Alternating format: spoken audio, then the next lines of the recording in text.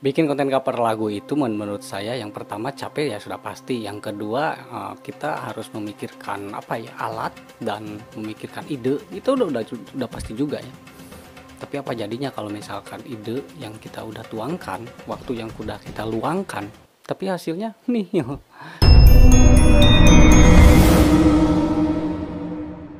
Oke, assalamualaikum warahmatullahi wabarakatuh teman-teman.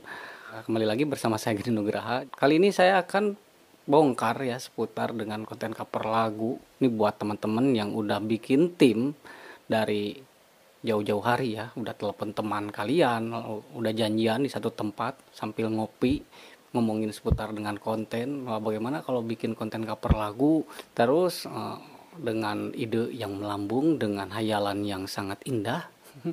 Lalu ketika kalian sudah mendapatkan hasil yang sudah kalian dapatkan, apa yang sudah saya dapatkan hari ini, ya jangan sampai kalian kecewa ya. Ada juga yang berpendapat kalau misalkan bikin konten cover lagu itu harus dinaikkan nadanya katanya, terus harus ketukan atau temponya itu harus dikurangi atau dipercepat. Nah, itu tidak akan kena copyright. Itu terserah kalian, itu cuma akal-akalan doang ya. Tetapi secara logika, bikin konten cover lagu itu adalah membuat suatu karya yang kita itu nyontek dari karya orang lain. Bagaimanapun alasannya, sekuat apapun alasan kalian, ya tidak ada kebenaran di dalam konten cover lagu itu. Konten yang karya 100% karya kita, tidak ada kebenaran. Jadi konten cover lagu itu adalah konten yang nyontek dari karya orang lain. Udah aja, titik. Tidak perlu didebatkan masalah itu. Nah, tapi di konten ini saya tidak akan bahas ya untuk masalah karya dan yang lainnya. Tapi kita bahas adalah penghasilan dari YouTube itu sendiri. 99% orang membuat konten atau menjadi seorang YouTuber ya yang dicari uang. Sekalipun artis kalau menurut saya. Ya itulah manusiawi sih, kalau saya juga sama sih berpikirnya seperti itu. Awalnya ya untuk mengembangkan karya, tapi setelah dapat AdSense lama-lama gimana caranya saya dapat duit ya.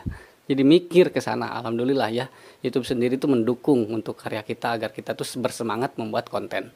Nah, oke. Gini teman-teman ya, kemarin saya bikin konten cover lagu, silahkan kalian cek itu konten cover lagunya, viewersnya, total jumlah penonton ya, itu udah mencapai 700 lebih yang konten cover lagu yang Pergilah Kasih, Kejarlah Keinginanmu, dan itu kena copyright atau kena klaim hak cipta ya, karena musiknya saya ngambil dari YouTube orang lain juga ya. Itu bukan konten cover lagu sih sepenuhnya, tapi itu karaokean tapi dalam bentuk seperti konten cover lagu ya. Ya sama aja lah karaokean sama cover lagu, dan penontonnya itu udah lumayan cukup banyak dibandingkan saya membuat konten yang sebelumnya, yaitu bikin video kok mahal. Nah, yang seperti itu kan cuman ngobrol doang, cuman ngomongin seputar pengalaman seorang videografer, dan hasilnya itu jauh teman-teman. Padahal viewersnya itu lebih banyak yang konten cover lagu, sedangkan yang bikin video itu kok mahal itu jumlahnya cuman berapa viewers ya, 500-an viewers ya. Kalau misalkan untuk konten cover lagu 707 viewers kalau nggak salah ya, kalau hari ini nggak nambah lagi. Kalau saya lihat di estimasi pendapatan untuk konten cover lagu itu jumlahnya 1,93 dolar untuk yang konten cover lagu di estimasi pendapatan. Sedangkan konten yang bikin video kok mahal, padahal itu viewersnya lebih sedikit dibanding konten cover lagu, dan estimasinya sudah mendapat 12,01 dolar. Bayangkan 1,93 untuk konten cover lagu dan 12,01 untuk konten yang murni benar-benar itu konten kita. Jauhnya jauh banget. Dari viewers itu lebih banyak yang konten cover lagu, tetapi dari penghasilan lebih gede yang hasil karya kita yang tidak kena copyright. Nah, terus untuk RPM-nya ya, untuk RPM-nya dilihat dari RPM. Itu konten cover lagu 2,17 dolar. Sedangkan untuk konten yang bikin video kok mahal itu RPM-nya udah dapat 16 dolar. Teman-teman, sampai sini udahlah. Kalau kalian punya ide, kalau mau memulai bikin konten, ya udah ngomongnya udah ngopi, udah sama teman kalian, udah bagi-bagi tugas. Nanti ke depannya siapa yang editing, siapa yang menjadi kameramen, siapa yang menjadi soundman. Saya rasa bikinlah karya kalian lebih gentleman seperti itulah. Meskipun ya masih banyak orang yang belum tahu karya kalian, tapi setidaknya langkah kalian udah benar. mau bagus atau tidak itu karya kita gitu. Kalau tidak ada yang bilang bagus ya sebut aja bagus ya menurut kita gitu. Jadi menurut saya ya alangkah apa ya ruginya kalau bikin konten cover lagu atau difokuskan ke konten cover lagu. Yang pertama perkembangan kita ya stucknya cuma di sana aja. Yang kedua kita sebagai pencontek terus pencontek. Kalau menurut saya pribadi ya, kalau ada yang tidak terima sebagai konten cover lagu bahwa itu hasil nyontek ya monggo. Tapi saya bersikeras ya kalian menyontek, saya menyontek kalau bikin konten cover lagu. Menyontek karya orang lain ya, jangan lupakan karya orang lain. Jangan mentang-mentang konten cover lagu kita itu lebih enak daripada yang membuat karya. Ingat teman-teman, yang membuat karya itu adalah dia yang menciptakan sesuatu hal yang kalian sebelumnya kalian tidak ketahui. Ya kalau misalkan cover lagu kalian banyak yang nonton, ya itu lagu udah booming sama mereka, sama yang menciptakan lagu tersebut. Ya. Nah, untuk klaim hak cipta ya bukan hanya konten cover lagu aja, video juga sama. Ada beberapa video yang dapat klaim hak cipta dan itu harus kalian hati-hati.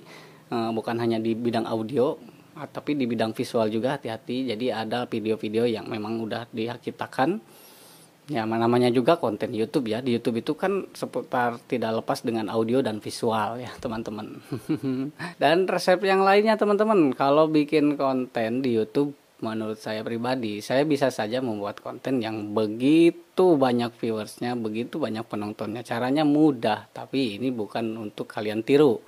Membuat konten itu ya banyak triknya. Contoh lah, kalau konten receh, karena di Indonesia banyak sekali orang yang menyukai konten-konten yang receh, yang ringan ya, yang penontonnya itu tidak harus mikir nonton video kita. Salah satunya kita jual body shaming, tapi itu jangan ditiru. Karena bagaimanapun kita merusak anak bangsa. Bagaimana kalau yang nonton anak kecil? Itu logika untuk kita masih hidup di dunia. Tapi logika kalau kita udah masuk ke liang lahat ya. Bagaimana kalau karya kita itu dilihat oleh jutaan mata sedangkan kita sudah ada di liang lahat? Itu akan menjadi pahala kalian ketika kalian masih hidup. Dan itu akan terus mengalir. Itu coba pikirkan juga yang hal-hal yang seperti itu. Jadi bukan cuma duit doang ya, tapi bekal untuk akhirat juga kita pikirkan. Wah, aku jadi ceramah nggak apa-apa, bebas, ini konten saya kok. Ada yang terima, ya monggo, nggak juga nggak apa-apa. Nah, begitulah mungkin obrolan ataupun celotehan saya. Mudah-mudahan bisa memberi motivasi buat teman-teman ya. Jangan sampai kita udah ngeluangin waktu, kita udah ngeluarin duit, ya udah pasti ya duit keluar, terus pikiran, terus udah berantem sama teman kita gara-gara masalah konten. Itu udah banyak sekali ya yang seperti itu. Masalah sepele karena konten jadi tidak kenal. Ya, jangan sampai seperti itulah. Oke, mudah-mudahan bermanfaat dan berfaedah. Assalamualaikum warahmatullahi wabarakatuh. Geni Nugraha.